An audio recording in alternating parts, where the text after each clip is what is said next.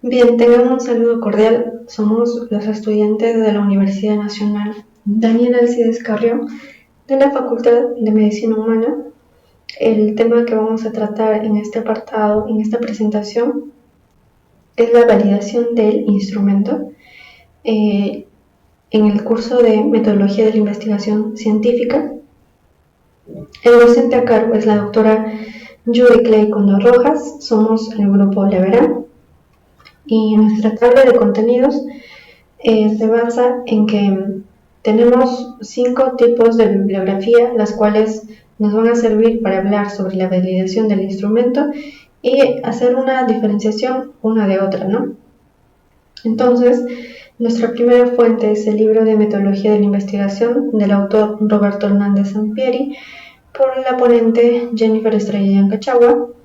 El siguiente artículo es Guías prácticas para medición bioestadística y epidemiológica en medicina por el autor Henry K. Caroline, Tirwi, Lidwin, Monkin and Dirk.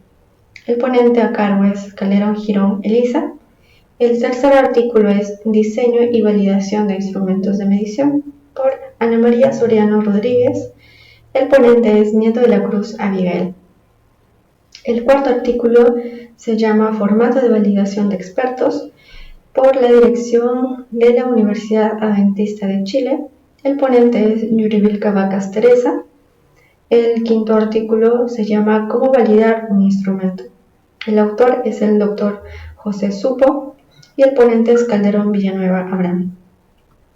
Bien, mi nombre es Jennifer Estrella Yancachagua y voy a hablar sobre la primera bibliografía, la cual es Metodología de la Investigación, sexta edición de Roberto Hernández Sampieri, la cual nos vamos a enfocar en el capítulo 9, ya que esta habla de la recolección de datos cuantitativos y la validación de instrumento. Vamos a hablar en este apartado sobre la definición del instrumento de medición, de la confiabilidad, de la validez, de la objetividad del instrumento de validación confiable y válido. Entonces, nosotros para hablar de lo que es lo que significa medir o hablar de un instrumento de medición, debemos de recordar que este proceso, este acto de medir lo hacemos diariamente. Por ejemplo, al despertarnos, nosotros vemos la hora en el despertador, estamos midiendo, calculando la hora. Otro ejemplo es cuando regulamos la temperatura. Cuando nos duchamos estamos regulando la temperatura, estamos midiendo la temperatura. Ahora, la medición es, centrándonos en un concepto de metodología de investigación en este contexto, el cual estamos estudiando, debemos de conceptualizar esto bien claramente, que es un proceso que vincula conceptos abstractos con indicadores empíricos. Entonces, un instrumento de medición es un recurso que utiliza el investigador para registrar información o datos sobre las variables que tienen en mente. Cita Roberto Hernández Sampieri, dice: el momento de aplicar los instrumentos de medición y recolectar los datos representa la oportunidad para el investigador de confrontar el trabajo conceptual y de planeación de los hechos. Bien, antes de pasar a lo que es la confiabilidad, nosotros, ¿qué requisitos debe cubrir un instrumento de medición?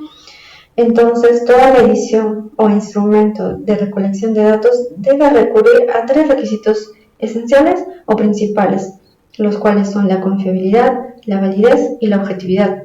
La confiabilidad, por su lado, es el grado en que un instrumento produce resultados consistentes y coherentes. Un ejemplo de ello es que, por ejemplo, tenemos un paciente con fiebre y nuestro instrumento para medir la fiebre va a ser el termómetro. A las 9 de la mañana, este resultado al medir con el termómetro la temperatura va a ser de 38.5. 2 minutos después volvemos a medir la temperatura y nuestro resultado va a ser 36.5. Y 3 minutos después volvemos a hacer otra medición con el termómetro y nos da 38.5. Entonces, nosotros, ¿a qué conclusión llegamos? Es que este instrumento no es confiable, tiene confiabilidad 0. ¿Por qué? Porque este individuo, al someter a un individuo objeto, se tiene que producir resultados iguales para que este sea confiable. Después vamos a hablar ahora de lo que es la validez, y la validez es el grado en que un instrumento en verdad mide la variable que busca medir. Tenemos a la validez de contenido, a la validez de criterio y a la validez de constructo. La validez de contenido es el grado en que un instrumento refleja un dominio específico de contenido de lo que se mide. Entonces, luego tenemos a lo que es la validez de criterio. Esta validez de criterio se va a establecer al correlacionar las puntuaciones resultantes de aplicar el instrumento con las puntuaciones obtenidas de otro criterio externo que pretende medir lo mismo. La validez de constructo, por su lado, primero tenemos que desarrollar la definición de constructo o construcción variable, la cual es la medida que tiene lugar dentro de una hipótesis, teoría o modelo teórico.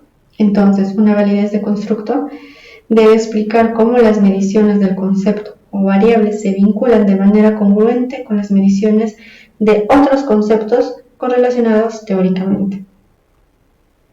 También tenemos a la validez de expertos. La validez de expertos es el grado en que un instrumento realmente mide la variable de interés de acuerdo con expertos de tema. También tenemos la validez total.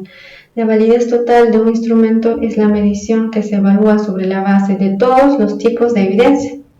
Entonces, la validez total es la suma de la validez de contenido, más la validez de criterio, más la validez de constructo. Esa es la validez total. La relación entre la confiabilidad y la validez es un instrumento de medición. Un instrumento de medición puede ser confiable, pero no necesariamente. Por ello es un requisito que el instrumento de medición demuestre ser confiable y válido a la vez. La validez y la confiabilidad no se deben asumir, nosotros lo tenemos que probar. En cuanto a la objetividad del instrumento es el grado en que el instrumento es o no permeable a la influencia de los sesgos y tendencias de los investigadores que lo administran, califican o interpretan. Entonces, la objetividad debe tener tiene como objetivo disminuir lo que es los sesgos. Finalmente, la validez, la confiabilidad y la objetividad no deben tratarse de forma separada. Estas van de la mano. Si alguna de las tres, sin ninguna de las tres o si alguna de las tres falla, el instrumento no va a ser útil para llevar a cabo el estudio. ¿Por qué? Porque va a tener mayor sesgo, ¿no? Mayor error. Entonces, ¿cómo sabemos si un instrumento de medición es confiable y válido?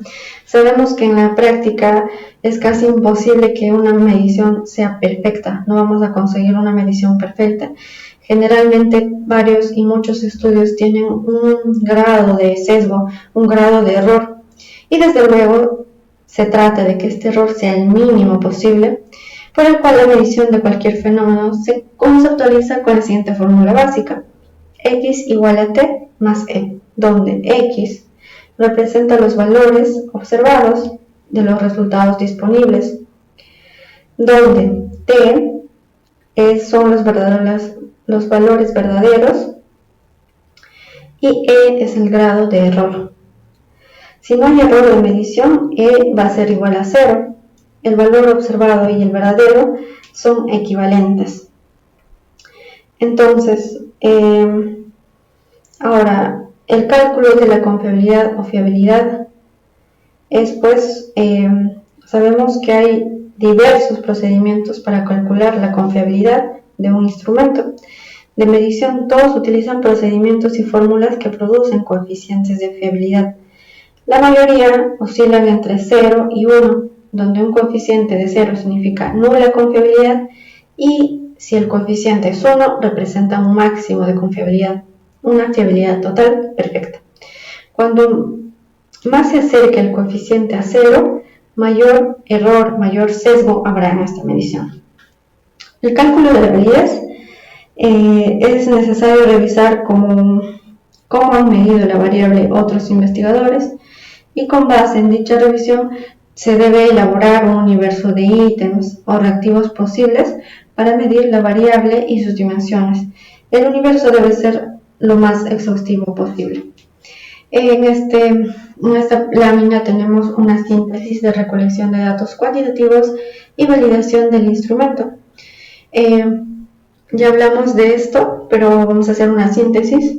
Entonces empezamos con la recolección de datos cuantitativos y esta puede realizarse mediante lo que es el instrumento de medición que debe representar verdaderamente las variables de la investigación. Estas, cuyas respuestas se obtienen, codifican y transfieren a una matriz o base de datos y se preparan para su análisis mediante un paquete estadístico para computadora como es el SPS20, ¿no? Tenemos tipos de instrumentos, las cuales son los cuestionarios, los cuales se van a basar en preguntas que pueden ser cerradas o abiertas. Sus contextos pueden ser autoadministrados, entrevista personal o telefónica o vía internet. Y tenemos las escalas de medición de aptitudes que pueden ser el escalamiento tipo Likert, el diferencial semántico, el escalograma de Goodman en el centro de recursos de línea y otros tipos, los cuales encontrará en el centro de recursos en línea, los cuales son los análisis de contenido cuantitativo, la observación, las pruebas estandarizadas e inventarios, datos secundarios, los aparatos y equipos y los indicadores. Como dije, tenemos 3 requisitos indispensables que van de la mano para que la validación del instrumento sea positivo. Entonces tenemos a la confiabilidad, que es el grado en que un instrumento produce resultados consistentes y coherentes. Y tenemos procedimientos para determinar la confiabilidad, la cual es medida de estabilidad, método de formas alternativas o paralelas. Tenemos el método de mitades partidas, las medidas de consistencia interna. En cuanto a la validez, sabemos que es el grado en que un instrumento mide la variable que pretende medir. De ella derivan 3 distintos tipos: la validez de contenido, la validez de criterio y la validez de constructo. Sumadas las tres nos dan una validez total. Es la consideración de los tipos de evidencia.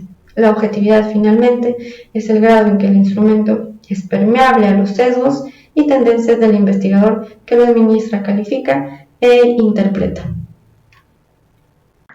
Bueno, tengan el cordial saludo. Mi nombre es Elisa Patricia Calderón Girón. Soy estudiante de medicina de la Universidad Nacional Daniel Alcides Carrión. En esta oportunidad les voy a hablar sobre la validez de un instrumento, para lo cual tomé en cuenta lo que es la práctica o la guía práctica de bioestadística y epidemiología, medida en medicina, el cual saqué del capítulo 6 de la página 150 a la 196. Es un tema extenso y traté de hacerlo un poco más entendible. Empezamos con lo que es la validez. ¿Qué es la validez? La validez se refiere al grado en que un instrumento realmente mide la variable que pretende medir y conduce a conclusiones válidas. ¿Qué nos quiere decir? Nosotros, al elaborar un instrumento, nos vamos a enfocar en nuestras variables, las variables que nosotros queremos o pretendemos medir, lo cual nos va a llevar a unas conclusiones. Pero para ello necesitamos lo que es la validez. Entonces, la validez contiene 3 componentes, los cuales son la validez de contenido, la validez de criterio y la validez de constructo. Hablaremos cada uno de ellos. Empezando con la validez de contenido. ¿Qué es la validez de contenido? Es el grado en que un instrumento refleja un dominio específico de contenido, el cual se basa en los objetivos. Entonces, ¿qué nos quiere decir? Que nosotros vamos a evaluar o se va a evaluar el instrumento de medición teniendo en cuenta el contenido del tema que estás tratando, y a la vez, al tener tu contenido, tú lo que formulas tus objetivos, el cual quieres llegar a esos objetivos. Entonces, teniendo en cuenta tus objetivos, vas a llegar a formular tus instrumentos, lo que tú realmente quieres medir, lo que tú realmente estás buscando elaborar. Para ello, en la validez de contenido hay una serie de pasos, los cuales son: 1. Considere información sobre construcción y la situación. El constructo, para ser medido, debe estar especificado, bien elaborado en la base teórica y un modelo contextual. Tienes que tener en cuenta en tu elaboración de contenido tu población, tus objetivos y el propósito de la medición. 2. Examinar información sobre el contenido del instrumento de medición. Los desarrolladores van a presentar o presentan un instrumento de medición, pero estos deben incluir qué proceso van a seguir: una encuesta, un cuestionario, un test, el cual los detalles del proceso de desarrollo pueden ser relevantes, tales como la búsqueda de bibliografías, comparaciones con otros instrumentos y lo que es pedir el apoyo de un experto. Ahora, para seleccionar el panel de expertos, la persona que está, o el grupo de personas que elabora su instrumento, son los primeros en evaluar estos instrumentos, ¿no? Como porque son los principales autores. Pero a la vez, estos tienen que enviar a un panel de expertos, el cual van a observar tu contenido. Evaluar si el contenido corresponde al instrumento, ¿no? Los investigadores que desarrollan su instrumento deben considerar la pertinencia y la exhaustividad durante el proceso de desarrollo. Los usuarios del instrumento deben comprobar siempre si el instrumento es suficientemente relevante y completo para lo que quieren medir. 5. Utiliza una estrategia o marco para evaluar la correspondencia entre el instrumento y el constructo. ¿Qué nos quiere decir esta parte? Que hay que evaluar tu contenido, tu marco, debe ser bien estructurado. Por ejemplo, si hay un contenido en un número de cuestionarios que concernientes al funcionamiento físico, tú te planteas: funcionamiento físico, ¿hacen ejercicios? ¿No hacen ejercicios? ¿Vida sedentaria? ¿Actividad física? O sea, te vas formulando ideas o buscando estrategias, ¿no?, para evaluar este instrumento teniendo en cuenta el contenido. La validez de criterio es la otra clasificación. ¿Qué nos dice la validez de criterio? La validez de criterio nos dice que solo puede evaluarse cuando un estándar de oro gold estándar está disponible. La validez de criterio se subdivide en dos: validez concurrente y validez predictiva. La validez concurrente nos dice que considera la puntuación para la medición más la puntuación para el gold estándar. Entonces, tu validez concurrente evalúa por lo general aquellos instrumentos con fines de evaluación y de diagnóstico, mientras que tu predictiva considera si el instrumento de medición predice el patrón de oro en el futuro, si este instrumento va a valer de aquí a más adelante en el futuro. Para ello, también el diseño general de validación de criterio consiste en los siguientes pasos, los cuales son: el primero es identificar, ¿no?, un criterio o un método de medición adecuado. ¿Qué nos quiere decir esto? Por ejemplo, digamos, si queremos identificar el cáncer, ¿qué es lo que tenemos que hacer? ese es tu criterio, ¿no? Identificar el cáncer. Pero ¿qué método de medición vas a utilizar? Los hallazgos histológicos en los tejidos, que son extraídos por biopsia o cirugía. Eso es lo que se quiere, eso es lo que quiere decir este ejemplo. Que tenemos que identificar nuestro problema o identificar nuestro tema y qué métodos de medición vas a aplicar, ¿no? Ante ello. Lo segundo es identificar una muestra, tu población, que ese va a ser tu objetivo. Tal vez sea una población adultos o de niños, o pueden ser todos ciencias de la salud, o solamente estudiantes de medicina. Tienes que determinar tu objetivo, tu población, tu muestra. El tercero es se definen a priori el nivel requerido de lo que es, de acuerdo entre la medición, el instrumento y el criterio. El cuarto es obtener las puntuaciones para el instrumento de medición.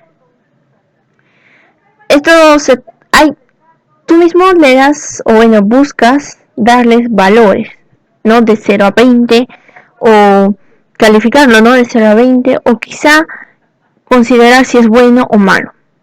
Eso también se tiene que aplicar en un instrumento. El quinto es determinar la fuerza en relación entre las puntuaciones de instrumentos y las puntuaciones de criterio. Bien. Ahora viene lo que es la validez de constructo, que es el último paso. ¿Qué nos quiere decir la validez de constructo? Se refiere a si una escala o prueba mide el constructo correctamente. Es el grado en que entonces las puntuaciones de un instrumento de medición son consistentes con la hipótesis. Ahora, esta validez de constructo a la vez presenta tres aspectos importantes que vienen a ser la validez estructural, probar hipótesis y validez transcultural. ¿Qué es la validez estructural? Es el grado en que las puntuaciones de un instrumento son un reflejo adecuado de la dimensionalidad del constructo a medir. Comprobación de hipótesis. Para la comprobación de hipótesis hay una serie de pasos también. La primera es evaluar el instrumento. Se describe la construcción que ha de medirse con el mayor detalle posible, preferiblemente con el modelo conceptual en el que se basa. Formular hipótesis. Estas hipótesis te puedes formular antes que comience tu recolección de datos. Tienen que ser específicos. Tercero, se describen los instrumentos de medición comparables o subgrupos a ser discriminados. Lo que haces aquí es, puedes comparar tus instrumentos con otros instrumentos, pero a la vez puedes hacer instrumentos que comparan, ¿no? Que comparan grupos. Tal vez un grupo de distintos, un grupo de personas mayores con un grupo de niños. Medir y ver las comparaciones, si hay igualdad o no hay igualdad. Y recopilación de datos. Esto nos permite llegar a una hipótesis que puede ser probada. Es un paso sencillo, pero tienes que buscar a la población correcta, ¿no? A la que quieres medir tus instrumentos y la situación en las cuales se van a recoger estos datos. El quinto es evaluar si los resultados son consistentes con la hipótesis. ¿Qué nos quiere decir? Estos bien pueden ser hipótesis que te van a confirmar sí, o pueden ser hipótesis rechazadas.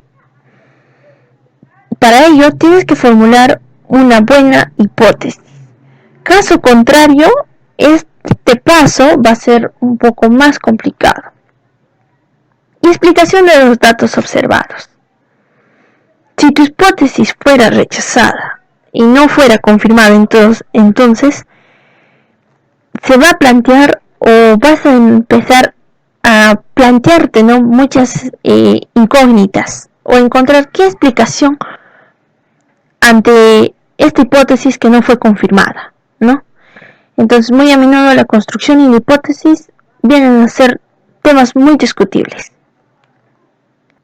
Y lo que viene a ser la validez transcultural es como un choque de culturas que se define como el grado en que la actuación de los elementos de un instrumento traducido o adaptado a la cultura son un reflejo adecuado de la actuación de los elementos de la versión original del instrumento. Bien, como nos dice, por ejemplo, si hay personas en los Países Bajos que utilizan lo que es la bicicleta para ir, a tramos cortos.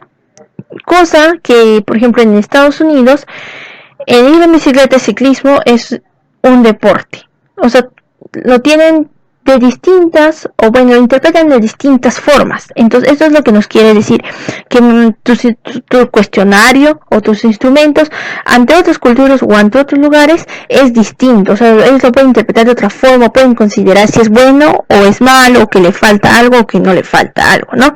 Entonces, aparte de las diferencias inducidas por las traducciones, también puede haber diferencias en cuestiones culturales. Algunos artículos en el cuestionario pueden ser irrelevantes en otras culturas. Bueno, esto es lo que vendría a ser algo resumido de lo que viene a ser la guía práctica para lo que es la validez. Gracias. Hola, mi nombre es Nieto de la Cruz Abiael y vamos a explicar lo que es diseño y validación de instrumentos de medición. Vamos a encontrar un artículo que ha sido publicado en el 2014 en la Universidad Don Bosco. La autora es Ana María Soriano Rodríguez. Bueno, realmente este artículo nos ha interesado mucho y realmente nos habla que el propósito de este artículo va a ser lo que es explicar de una forma sintética y lograr lo que es una lógica en el diseño de un instrumento de medición, ¿no? Esta va a enfatizar lo que es principalmente la importancia de la validación como un proceso articulado que se debe trascender de la confiabilidad a la validez en condiciones indispensables en todo proceso de medición en una investigación científica, ¿no? Lo que quiere decir es que realmente que este artículo debe ayudarnos a una buena validación, ¿no?, que debe trascender también lo que es la confiabilidad. Ya, bueno, en este artículo realmente para facilitar lo que es la lectura es bien didáctica. Aquí incluyen lo que son referentes conceptuales, lo que es con relación al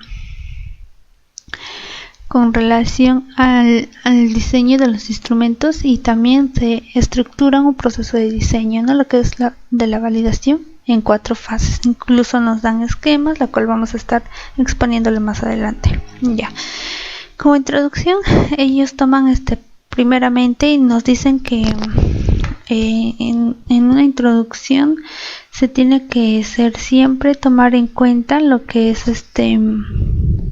los conceptos, ¿no?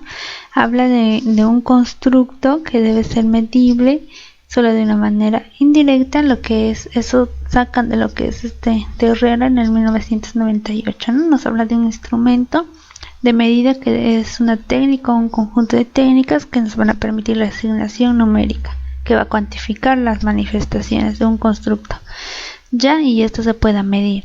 También nos habla y toman de referencia a Sadin en el 2003 y nos dicen que él va a hablar de una definición teórica que es el conjunto de proposiciones lógicamente interrelacionadas, ¿no?, que van a derivar entre ellas y van a tener implicaciones que se usan para explicar algunos fenómenos. Entonces aquí también Sadin hace referencia de los instrumentos de investigación, que son herramientas operativas que nos van a ayudar a lo que es la recolección de datos. Ya, y entonces ellos también nos dicen que un instrumento deberá ser producto de una articulación entre lo que es el paradigma, la epistemología, las teorías, las metodologías y lo que es una técnica y el instrumento, ¿no? Ya, nos proporcionan eso, lo que es ADIN. Ya, bueno, seguidamente nos hablan de las referencias conceptuales y nos dice que para elaborar un instrumento nosotros debemos tener en cuenta y tener bien en cuenta y en claro lo que son los conceptos sobre lo que son la teoría, la medición, la confiabilidad y validez. Entonces ahí nos habla sobre MESIC, perdón. Entonces MESIC nos dice que se va a entender la validez como un concepto unificado al cual se le asigna un alto valor acerca de cómo y para qué que los resultados del test sean utilizados y sus consecuencias, ¿no? Esto se habla del cómo y el para qué de los resultados. Y en 1989 nos propone recolectar diferentes tipos de evidencias con una base de uso y objetivos de los instrumentos, ¿no? Entre ellos se puede evidenciar lo que es el contenido, el constructo y su valor predictivo. Entonces el MESIC nos habla de un proceso constante comprobacional que debe tener comprobaciones continuas, ¿no? Y un riesgo de grado. Él nos dice que la validación no va a ser siempre un sí o un no, no está validado, sino que va a tener grados de validación. Puede ser una validación baja o una validación alta. Entonces ellos lo ponen o lo dividen en 4 fases que más adelante vamos a estar explicando. Y también aquí tenemos lo que es en el año 2013 Alfaro y Montenegro, que van a establecer que van a establecer una mayor contribución a MESIC, ¿no? Y al contribuir estos autores van a hacer que este concepto unitario que daba MESIC fuera adoptado formalmente por lo que es la AERA, la APA y la NCME. Ya, aquí tenemos lo que es un esquema, la cual nos va a resumir prácticamente casi todo, ¿no? Lo que vamos a hablar. Nos habla de la fase 1. En la fase 1 se tiene que diseñar los instrumentos para una investigación científica. Entonces aquí lo que se hacen y se tienen bien en claro los objetivos de la investigación, una buena teoría, un constructo teórico bien hecho, y se hace una unidimensionalidad teórica de constructo, ¿no? Todo tiene que tener solo con un solo objetivo, con una sola idea. Después de esta fase 1 se hace la primera redacción del ítem, entonces se hace la construcción del primer instrumento. Ya, después pasamos a la fase 2, que va a ser la validación por juicios de expertos. Entonces esto se le lleva, ¿no? Ya el diseño hecho de instrumentos de observación para que pueda tomarlo un juicio a un experto, ¿no? Bueno, se le da esta guía de observación y ellos lo toman en diferentes aspectos, ¿no? Aspecto del contenido, las observaciones al constructo y el aspecto de la forma en que está Entonces ellos analizan la concordancia que hay y también pueden usar posteriormente el capa de Cohen, y todo va a suceder en lo que es en la fase 2. Después de esta fase 2 se hace la segunda redacción del ítem y aquí se hace la selección de muestra para la prueba piloto, ¿no? ¿Dónde se va a desarrollar esta encuesta? ¿Dónde se le va a aplicar? Entonces posteriormente ya se le administra el instrumento prueba piloto, y esa es la fase 3. Ya, después de esta fase 3 se hace el procesamiento de datos, ya que es la fase 4, ¿no? O sea, la validación psicométrica. Esto ya se va a formar en 3, lo que es primeramente la unidimensionalidad del constructo, que vamos a tener que realizar gráficos de sedimentación como el scREE-plot. Ya nuevamente se puede hacer las teorías de respuesta al ítem TRI y se va a aplicar ahí los análisis de precisión de diferentes niveles de constructo.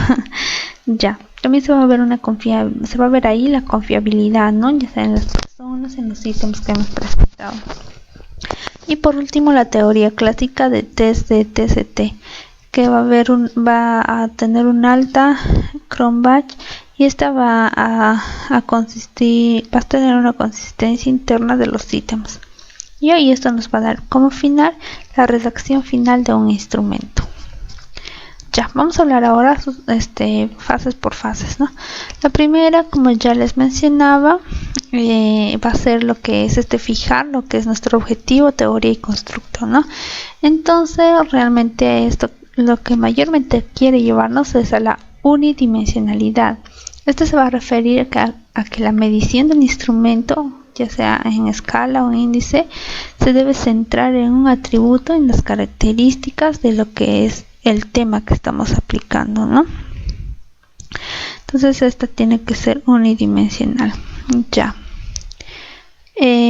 También aquí nuestro instrumento tiene que tener cuyo objetivo tiene que medir más de un atributo, y debe ser estos considerados multidimensionales ya. Entonces, en los constructos complejos como de personalidad, de dimensiones, estos pueden incluirse lo que es la inteligencia, el autocontrol, etc. Ya, entonces aquí nos dicen que en la primera fase toda herramienta deberá recolectar datos que están directamente relacionados con que son fines al proyecto, ¿no? Ya. En la segunda fase, la validación del juicio de expertos. Bueno, en aquí tenemos que hablar sobre los expertos, ¿no? Antes de finalizar lo que es la primera redacción del instrumento, estos se someten a un juicio de expertos. Ya estos expertos tienen que ser personas con una especialización, personas que tengan experiencia profesional, académica o investigativa, ¿no? Que puedas tener relacionado al tema que nosotros podamos estar investigando, ¿no? Para que pueda valorar el contenido y la forma del tema que estamos haciendo. Entonces cada uno de los ítems debe estar incluidos en lo que es en la herramienta. Bueno, los jueces deben tener en cuenta la claridad de los objetivos y el posicionamiento teórico de la investigación, ¿no? Ya también se recomienda que deben tener un formato definido que va a garantizar lo que es que todos los jueces puedan realizar la misma observación bajo los mismos criterios, ¿no? De cada uno de los ítems que se puede presentar. Y cuando hay la falta de un formato, realmente no nos van a permitir lo que es realizar una posterior análisis en la concordancia, ¿no? Se recomienda tener un formato. Como aquí, por ejemplo, tenemos un formato que nos presenta como ejemplo la guía de observación para el instrumento. Ya. Ahí nos muestran los objetivos que se deben poner, y ahí están, ¿no? Ítem 1, ítem 2, ítem 3, hasta el infinito, ¿no? Y los criterios que se debe evaluar. Entonces, al ver esto, ya los expertos tienen las mismas consideraciones, los mismos criterios que evalúan, ¿no? Si hay claridad en la redacción, si hay coherencia interna, etcétera. Y al final también ahí ponen lo que es las consideraciones generales que puedan tener, ¿no? Incluso pueden poner también lo que es si las instrucciones orientan claramente para responder el cuestionario o no hay indicaciones y todo eso. Por lo otro, también ahí se incrementa lo que es el número del instrumento que es validado por quién, el número de la persona que nos ha validado, de los expertos, la firma y el correo electrónico. Ya, como siguiente de la segunda fase vamos a hablar que las observaciones que hacen los jueces expertos deben ser sometidas a un análisis de concordancia, ¿no? Ya sea una opción que pueda hacerse la medida de capa de Cohen y posteriormente ejecutarse con el programa SPS. Ya los ítems deben estar bien redactados de acuerdo a la edad, al nivel educativo y la condición económica de nuestra población que estamos midiendo, ¿no? Ya, bueno, se dice que un juez experto en pedagogía y un especialista en redacción que valide la prueba deberá tener en cuenta lo que son a los escolares cuyas características puedan corresponder a la muestra de un estudio, ¿no?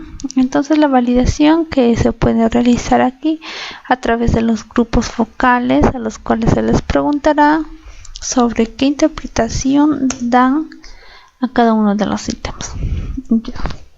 Entonces, al hablar de los jueces, ellos deberían de tener certeza de que el estilo de redacción de los ítems es comprendido por el grupo objetivo, ¿no? Y que las respuestas erróneas que pueden haber en una prueba de conocimiento puede ser el resultado de una errónea redacción de la pregunta. Entonces, en estas cosas también tienen que ayudarnos a ver lo que el experto, ¿no? Si la pregunta está bien formulada, la respuesta en su pregunta no es importante. Entonces, como tercera, pasamos ya a la tercera fase, y aquí nos habla sobre la prueba piloto. Entonces, estos van a ser ya los resultados que nosotros podemos obtener, ¿no? De los análisis de concordancia que nos dan los jueces expertos. Entonces, seguidamente se puede proceder a lo que es a una segunda redacción de ítem, ya conformando el instrumento que debe ser administrado para la prueba piloto, ¿no? Ya corrigiendo los errores o viendo las observaciones que hacen nuestros expertos. Ya se hace una nueva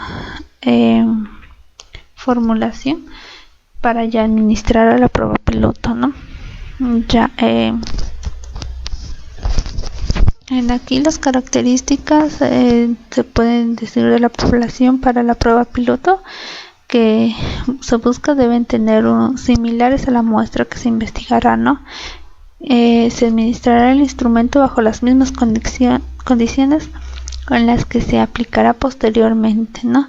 Entonces se procede al procesamiento de datos y análisis estadísticos descriptivos. Entonces aquí tenemos como una evaluación de estrategias didácticas. Por ejemplo, este es el título del trabajo que toman como ejemplo. Para evaluar las estrategias didácticas de un docente, ¿no? Durante una clase presencial. Entonces ahí usan, ¿no? Como es la escala, parecida a una escala de Likert, o es la escala de Likert. Como número 1, si el docente informa sobre la planificación de la asignatura, entonces ellos ponen nunca, a veces y todo. Es un ejemplo que nos brinda. Y seguidamente pasamos a la cuarta fase, que es la validación psicométrica, ¿no? Para explicar, bueno, esta cuarta fase realmente es como el resultado que podamos tener, ¿no? Después de haber hecho ya nuestra prueba piloto,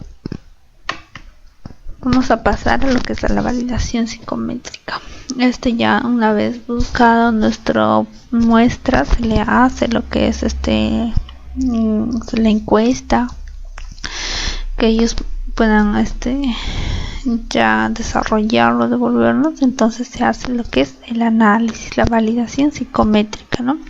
Este es el primer análisis al cual se debe someter el instrumento, que es la prueba unidimensional del constructo, ¿no? Y para esto se va a proponer hacerse este análisis de gráficos de sedimentación, y también que pueda usarse ya lo que son los programas como el SPS con Scriptplot de Cattell, ¿no? Para ya analizar lo que es los datos que hemos podido obtener con los cuestionarios.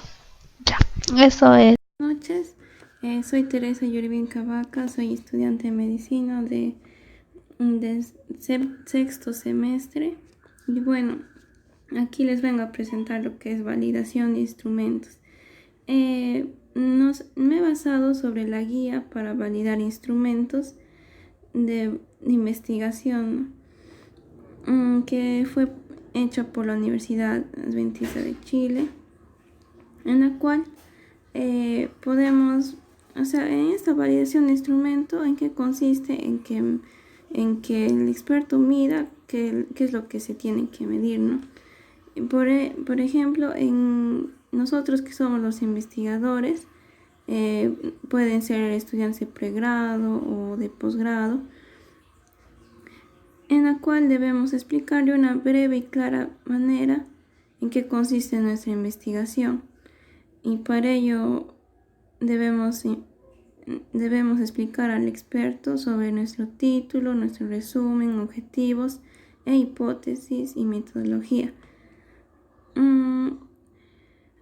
Dice, también se deberá someter a validación por expertos cada una de las secciones del instrumento, diseñado usando las tablas colocadas para ello.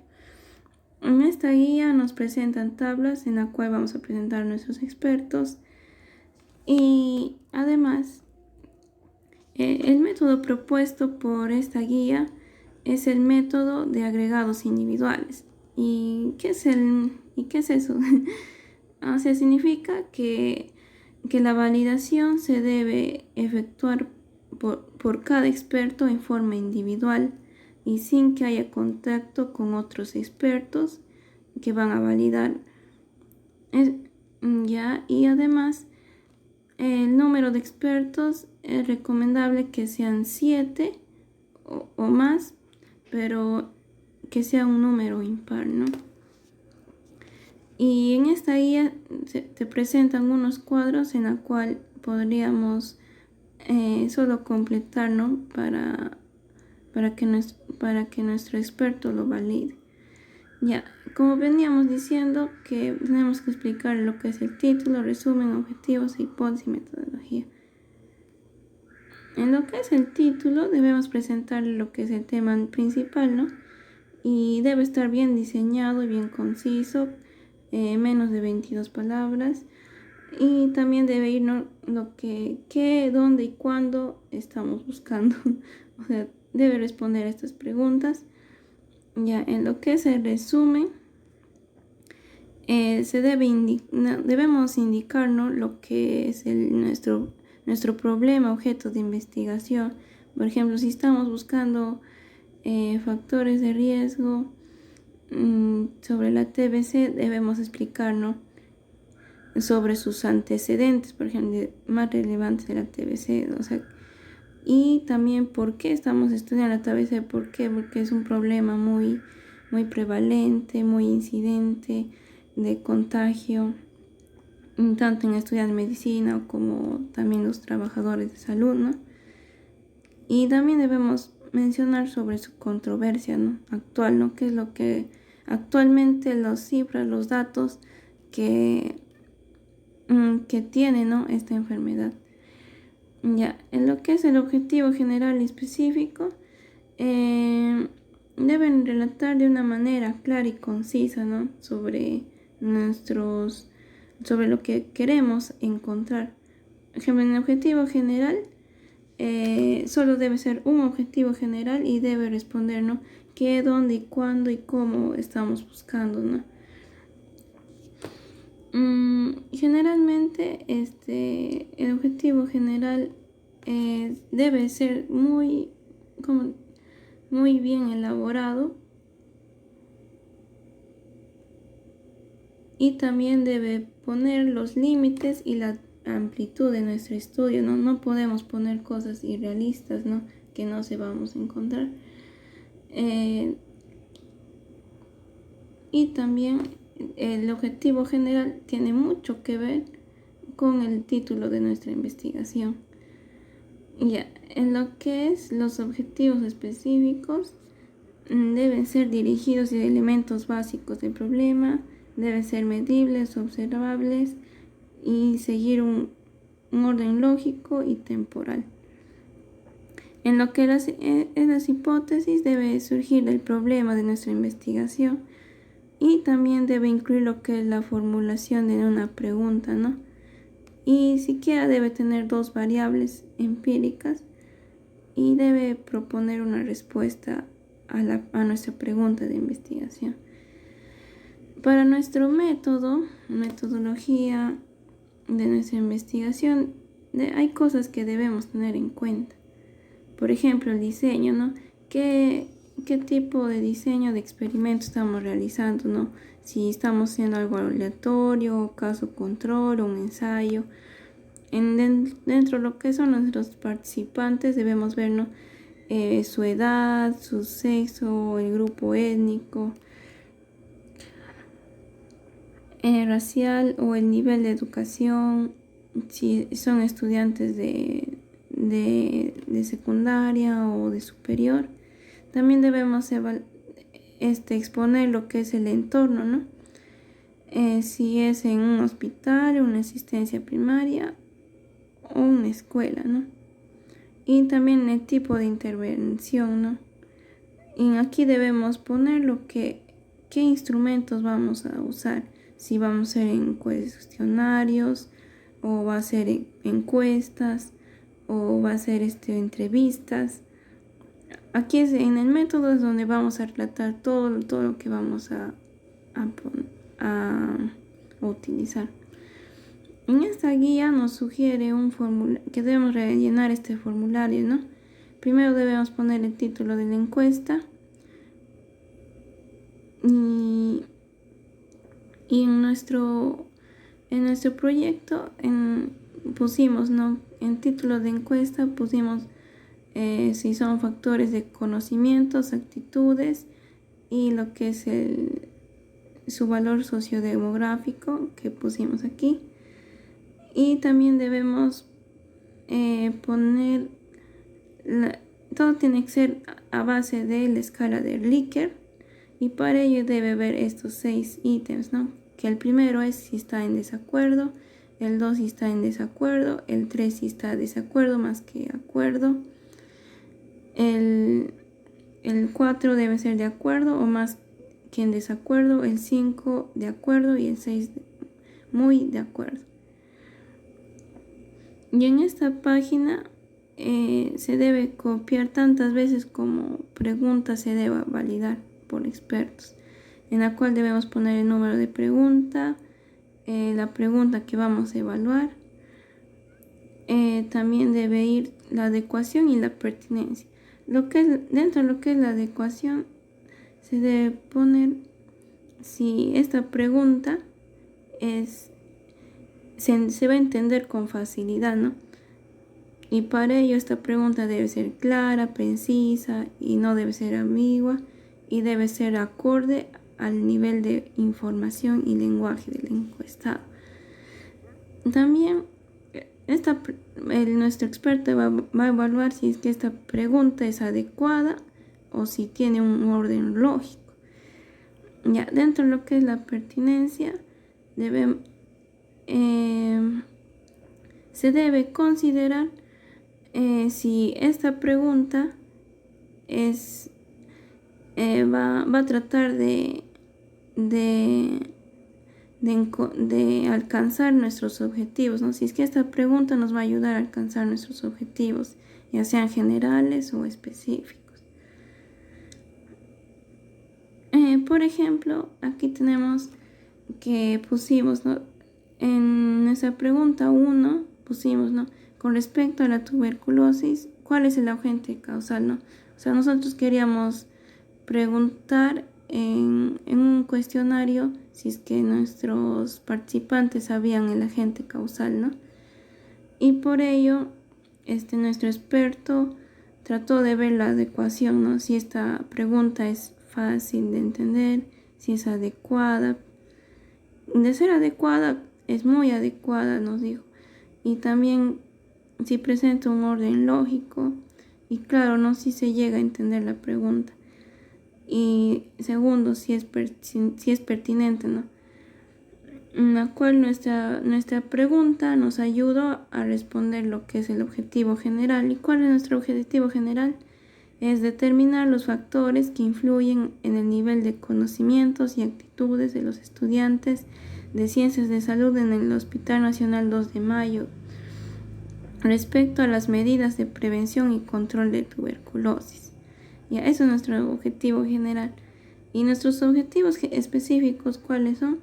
Determinar cuál es el nivel de conocimientos de estos estudiantes y determinar cuáles son estos factores que influyen en sus conocimientos de los estudiantes. También determinar sus actitudes y los factores que influyen a estas actitudes. Y cuando vio a nuestro experto dijo que sí era muy pertinente. Quería aconsejarles algo, que cuando sometamos estas preguntas a nuestros expertos, nosotros deberíamos saber las respuestas y debemos fundamentar con una bibliografía escrita para que nuestro experto también pueda ver si estas preguntas son sacadas de una bibliografía muy conocida, ¿no? Este es nuestro tip que le podría dar, porque a nosotros nos pasó que algunas preguntas como que no estaban bien hechas y teníamos que volver a evaluar porque esas preguntas no estaban muy bien fundamentadas, ¿no?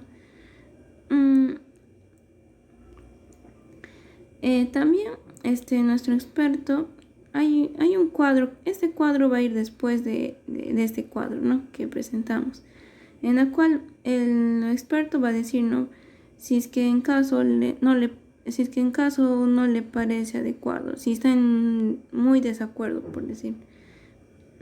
Si está en muy desacuerdo, acá va a poner, ¿no?, por qué esta pregunta no es adecuado o no es pertinente, o por qué no debe ir.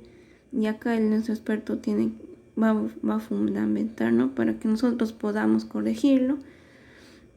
Y así nos puede reevaluar nuestro experto. Ya, y por último debe ir en sí, si nuestro cuestionario tiene 20 preguntas, pregunta por pregunta debe ser evaluada, como ya explicamos.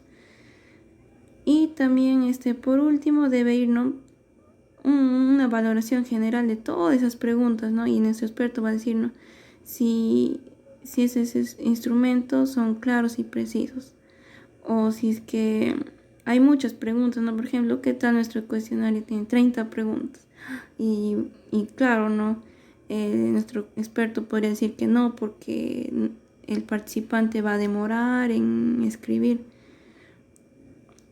Y también si las preguntas serían un riesgo, ¿no?, en el encuestado. Claro, no puede ser que pregunten cosas muy, muy personales a nuestros participantes, y él va a poner, ¿no?, si le parece, sí, y acá va a poner, ¿no?, el número de pregunta y por qué él considera, ¿no?, por qué él considera un riesgo. Y también debe ir una propuesta de su mejora, ¿no?, como él diría. Y por último, debe ir sobre sus datos de nuestro experto, como su nombre completo, su lugar de trabajo, su correo electrónico, y también su firma, su sello y hasta la huella digital, ¿no?, en la cual en ahí termina lo que es la evaluación de nuestros expertos. Y bueno, y con recalcar que debemos saber que todos los investigadores deben saber bien su tema para que puedan fundamentar bien su investigación. Y bueno, eso fue todo y gracias.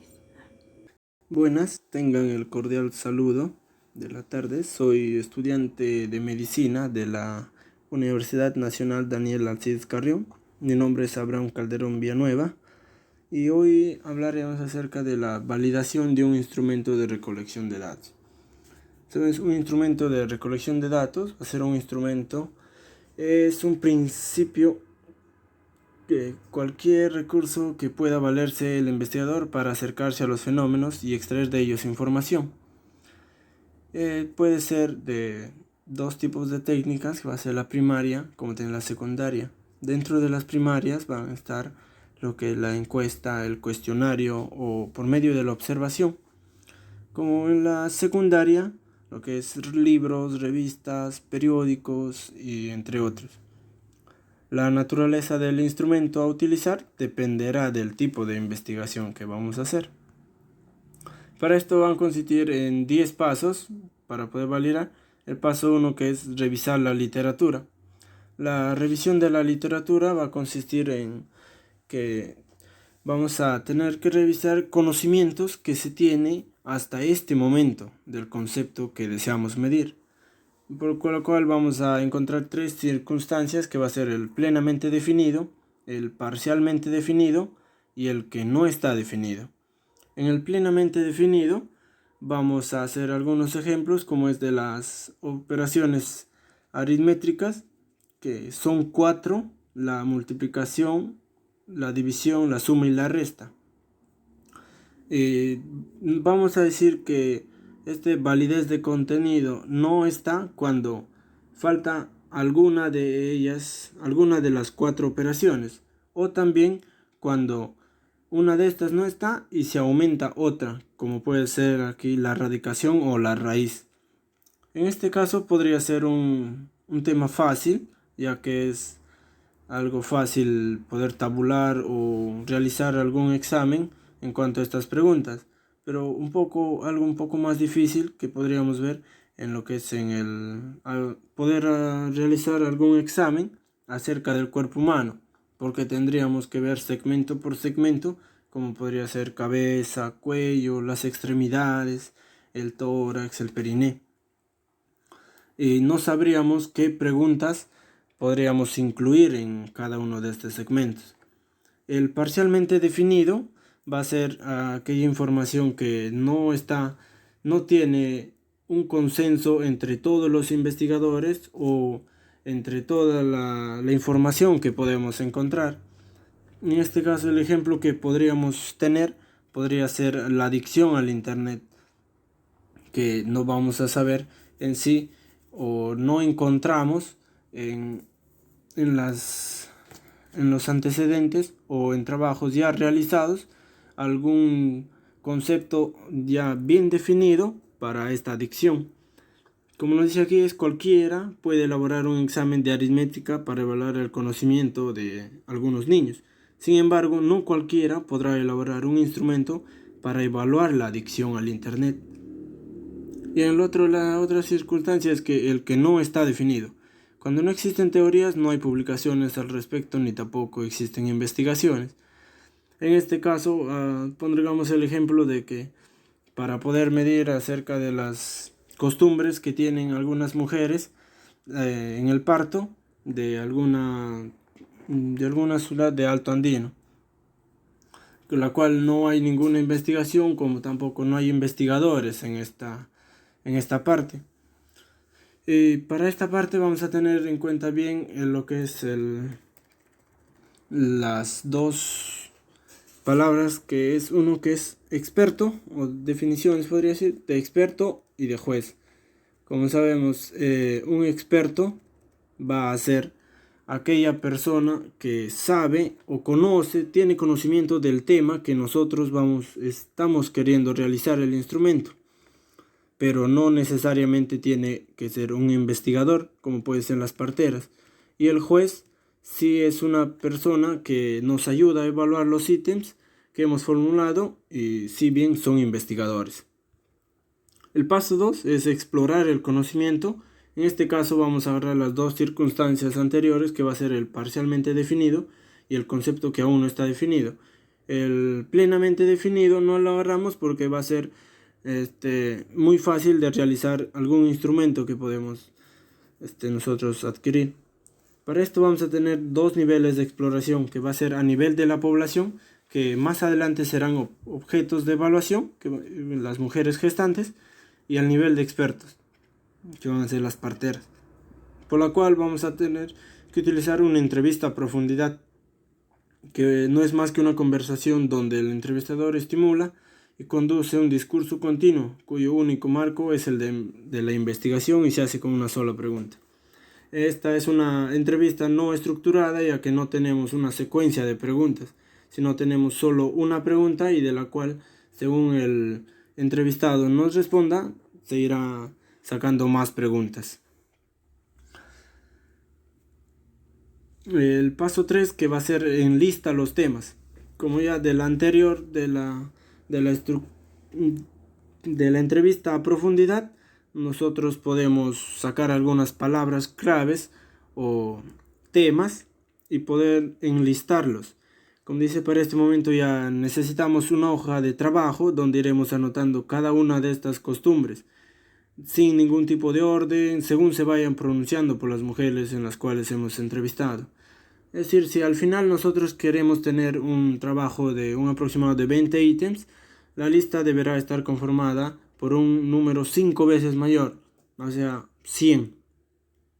Al tener ya los 100, lo que debemos hacer es agruparlos, los conceptos, hasta en un 50%, o sea, ya que para esto, como sabemos, según nos van diciendo, lo vamos enlistando, y en esos puede haber conceptos ya repetidos o también que están con diferente palabra clave pero se refieren a lo mismo, y al agruparlos tenemos que convertirlo nada más en 50. El paso 4, que es formula los ítems. Un ítem o reactivo es un enunciado u oración que escribimos en forma interrogatoria o afirmativa y que constituye el cuerpo fundamental del instrumento que pretendemos construir. En este caso vamos a utilizar lo que es el cuestionario, que es para medir más que nada el nivel de conocimiento, por lo cual vamos a ver el listado de posibles respuestas. Y si nosotros pretendemos tener preguntas cerradas, debe haber solamente una alternativa correcta de 4 o 5 posibles respuestas, dentro de las cuales no se debe incluir todas las anteriores, o también una agrupación por ejemplo podría ser A y B son correctas o C y D son correctas. Y la otra, que va a ser la escala, que van a medir más que nada las actitudes, conductas u opiniones. Sus alternativas tendrán un carácter ordinal. Las alternativas para estas escalas va a ser completamente de acuerdo, indiferente, en desacuerdo y completamente en desacuerdo, que ya más adelante van a ir teniendo una puntuación. El paso 5, selecciona a los jueces. Como ya veníamos hablando, el juez va a ser una persona que nos ayuda a evaluar los ítems que hemos formulado, y si bien son investigadores, en cambio el experto, como ya decíamos que podríamos dominar a las parteras, ellas conocen bastante sobre el tema y pueden ser consideradas expertas, pero en ningún caso nos podrá ayudar en la evaluación de la idoneidad de los ítems que estamos construyendo. Se deben elegir al juez en un número de 5, y estos, en lo posible, deben ser multidisciplinarios. ¿Qué quiere decir? Que ya pertenezcan a una línea de investigación o tengan un concepto o una idea de lo que nosotros podamos o queremos realizar.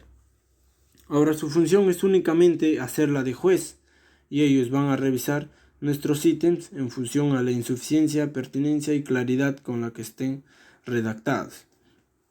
En caso de la suficiencia, como veíamos en el ejemplo de la aritmética, no va a ser suficiente siempre en cuando nos falte alguna de estas operaciones. O en el ejemplo de la adicción al internet, cuando podríamos quitar alguna pregunta o aumentar algo. En la pertinencia también es lo mismo con estos ejemplos, porque no sabríamos en la adicción al internet si es pertinente o no aumentar alguna pregunta y si está de acuerdo al tema.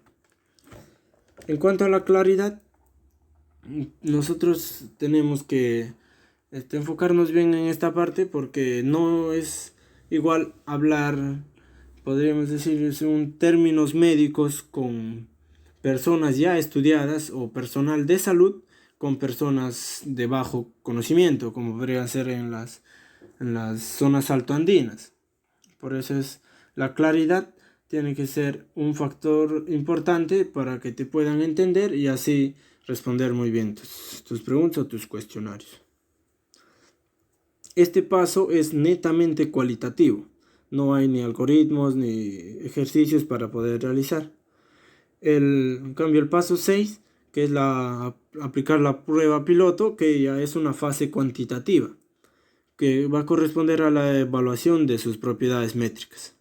En este caso va a haber un 50% un 50% vamos a sacar favorables y un 50% del listado desfavorables. Como ya nos queda un aproximado de 10, porque en el paso 5 de seleccionar los jueces vamos a tener que quitar unos 10 ítems. Nos quedaban 50, en este paso 5 nos van a quedar 40. Y en el paso 6 que estamos viendo, vamos a sacar 20 favorables y 20 desfavorables. Como podría ser, gracias a internet es que he conseguido más amigos. Gracias a las horas que paso conectado a internet he podido conseguir socios estratégicos. Gracias a que me conecto mucho tiempo a internet he logrado potenciar mis negocios. Lo cual vamos a darle puntaje: el completamente de acuerdo 5 puntos, de acuerdo 4 puntos, indiferente 3 puntos, en desacuerdo 2 puntos y completamente en desacuerdo 1 punto. Y en caso de las desfavorables, debido al número de horas que paso en internet, es que he desaprobado 2 cursos en mis estudios. Otro, debido al número de horas prolongadas que me conecto a internet, es que ahora tengo disfunciones del sueño. O debido a que me gusta aprovechar las ofertas de productos online que encuentro en internet, es que ahora tengo problemas económicos. En este caso la puntuación va a ser de una forma inversa: el completamente de acuerdo 1 punto, el de acuerdo 2 puntos, el indiferente 3 puntos, el desacuerdo 4 puntos y el completamente de acuerdo 5 puntos. ¿Para qué? Para que pueda haber una concordancia y así el entrevistado no se dé cuenta que en las primeras partes están los que tienen mayor puntaje y así la investigación salga un poco alterada. El orden debe ser aleatorio, como debe ser un favorable, un desfavorable. Como ya sabemos, no tenemos todavía un orden, así que pueden ir del último al primero, del último al primero, como ustedes quieran. Y el que va a presentar esta prueba piloto, como sabemos, va a ser la prueba piloto, se llama porque va a ser la primera vez que vamos a presentar este instrumento a la población. Y el quien lo tiene que hacer tiene que ser el investigador. ¿Por qué el investigador? Porque él ha sacado las palabras claves o ítems, que podemos llamarlo, y si es que no se entiende algún ítem, quien se los va a poder aclarar va a ser el investigador. La fase 7, que se evalúa la consistencia, que es la validez hacia afuera, que va a ser la validez de criterio, validez hacia adentro, la validez interna, que vamos a ir hablando de la validez interna. Si tenemos en cuenta la direccionalidad de los ítems, como la anterior, la sumatoria total por cada uno de los individuos representa un índice de aprobación si es que tiene de 0.8 a 1. Si en caso medimos la actitud, los mayores puntajes indicarán mejores actitudes, los menores puntajes indicarán peores actitudes. Y en el caso de la opinión, los puntajes más altos indican que hay una opinión positiva, en cambio los puntajes menores indican que hay una opinión negativa. Y si esto es así, el puntaje alto que se observen en cada uno de los ítems se deben observar también en la suma total. Quiere decir que puntúa alto en la suma total, puntúa alto también en cada uno de sus ítems. Y esto lo podemos evaluar estadísticamente mediante un índice de correlación. De hecho, debe existir correlación positiva entre cada ítem y la suma total. De ahí nos encontramos frente a un ítem consistente. A todo esto le podemos llamar la correlación ítem total. Y vamos a ver 2 índices, que va a ser el cálculo de alfa de Combach y el índice Kuder-Richardson, que es el KR20. El primero, el valor final, que va a ser una variable ordinal, que una vez que hayamos definido que todos los ítems que estamos considerando tienen buena correlación con el total, tenemos que tener un valor global de la consistencia interna, y solamente es usada para las escalas. En cambio, el KR20, el valor final va a ser una variable categórica, dicotómica. Sirve para medir conocimientos donde solamente hay una alternativa correcta, y si en caso no acertarle, la alternativa va a ser incorrecta, y es usada en los cuestionarios. El paso 8, que va a ser reducir los ítems. En esta fase, la reducción de los ítems, vamos a eliminar 10 ítems más, con los quedaríamos con 40, 20 ítems, 30 ítems. El primer paso que vamos a hacer, vamos a ordenar todos los ítems según el índice de correlación, que ya lo íbamos viendo hacer por los cálculos, de mayor a menor, y los últimos 10 lo vamos a eliminar por tener menor magnitud de correlación en el puntaje total. ¿Qué hacemos si siguen existiendo ítems con bajos grados de correlación? Incrementar el valor del alfa de Cambridge mediante otros métodos, o sea, alterar el producto pero en el índice de correlación. Lo que debemos hacer es reinscribir las preguntas o ítems que tengan menor grado de variabilidad expresado en términos de varianza, comenzado por aquel que tenga el menor grado de variabilidad. La estrategia en estos pasos no es ir reduciendo el número de ítems en el camino, sino más bien reinscribiéndolos de una manera distinta, para al final nos haga mucho más fácil saber cuál se queda y cuál se va. Reduce las dimensiones. Una dimensión va a ser un elemento que compone el instrumento, y como solo hasta ahora vamos a tener ítems, un ítem va a ser una dimensión. Tenemos hasta ahora 30 ítems, 30 dimensiones, pero estas vamos a ir agrupándolas para que vayan quedando un poco menos, que una dimensión va a ser elementos tangibles.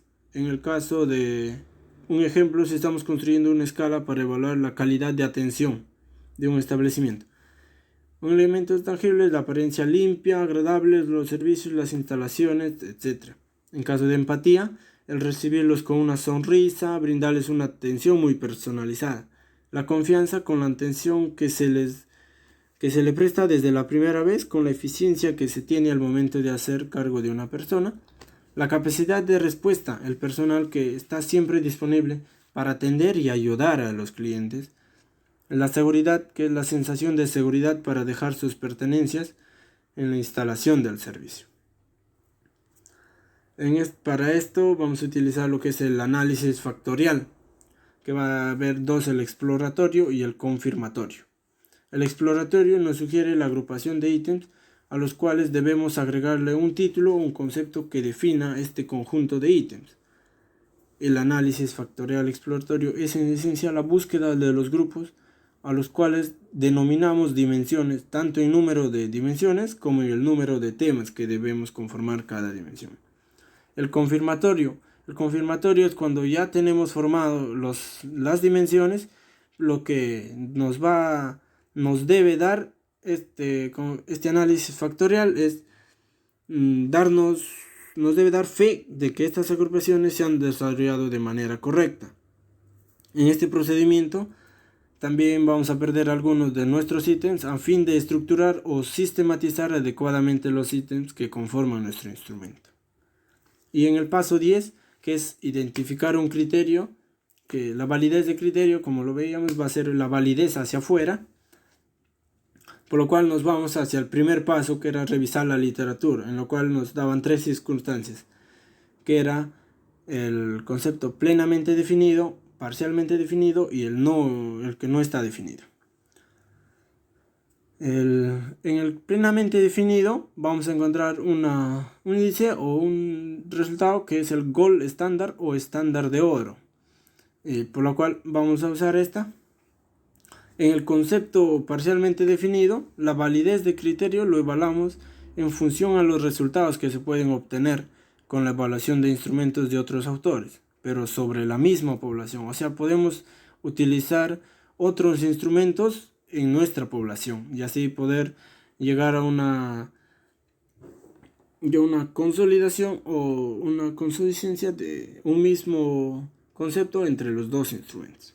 Y el concepto que no está definido, plantearemos una correlación con los resultados de la evolución o las consecuencias de la evolución evaluada. Ya que no hay otros instrumentos, vas a sacar aquí una correlación de tus propios resultados, ya que eres el único investigador. Y eso sería todo en la bibliografía. Muchas gracias.